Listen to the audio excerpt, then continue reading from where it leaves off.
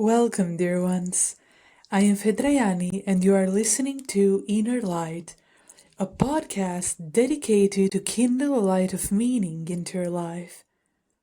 On today's episode, we will continue our journey on exploring the personality types. We will talk about the essence of an ENTJ, the strategic commander. I have chosen the figure of Julius Caesar in this beautiful painting by Jean-Léon Gérôme, strategic power, ambition, commanding presence. That is the embodiment of an ENTJ. ENTJ is a personality type characterized by extroverted intuition, extraverted thinking, introverted feeling, and extraverted sensing. Organized, systematic, and task-oriented powerhouses. Their brains are efficiency and effectiveness fostering machines, and they can't help but continuously ask about everything. Could this be done quicker, with less friction, and with better results? They are energetic optimizers who simply want things to be done in the best way possible. They take great pleasure in sensory and sensual indulgence, sometimes overindulgence. Unlike other types who also plan and strategize, ENTJs can combine this with adaptability and the ability to react on the fly. Although they are intuitive types who can be intellectual and even academic at times, they are not going to be as in their head or detached from physical reality as other intuitive types. They can struggle with repressing or ignoring their own feelings and values, often going with what makes sense, regardless of how they or indeed other people feel about it. There is an irony to them. They are types who can achieve almost anything they set their minds to in life, but don't always know what they actually want from life. ENTJs are charismatic, but not always charming.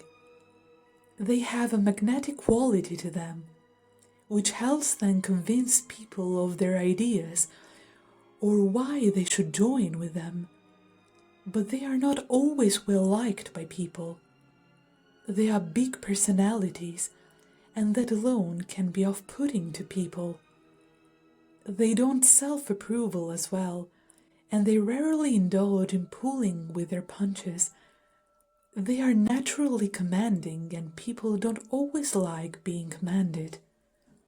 The concept that ENTJs mostly need to incorporate into their lives is balance.